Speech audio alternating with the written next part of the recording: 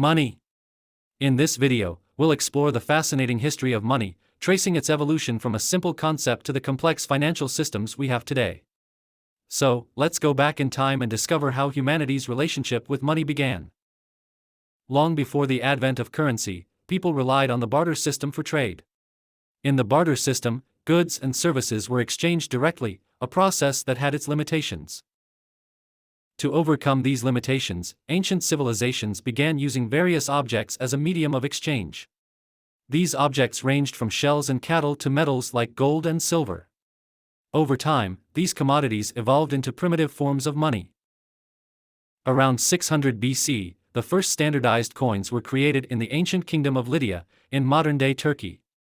These coins had intrinsic value, typically made from precious metals like gold and silver.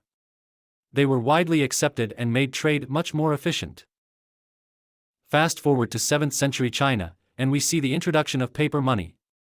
It was initially used as a form of promissory note representing a certain amount of gold or silver stored in a vault. This innovation revolutionized the way money was used and eventually spread to other parts of the world.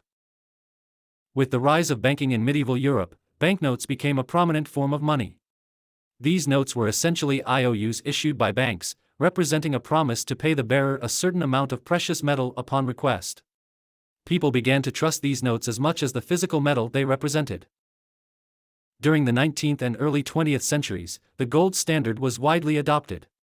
Countries backed their currencies with specific quantities of gold, providing stability to their monetary systems. However, the gold standard also had its limitations and eventually gave way to a more flexible system.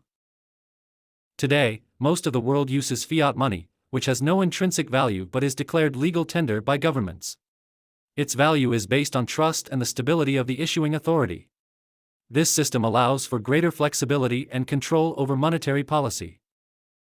And as we move further into the 21st century, digital money, including credit and debit cards, mobile payment apps, and cryptocurrencies like Bitcoin, have become increasingly prevalent.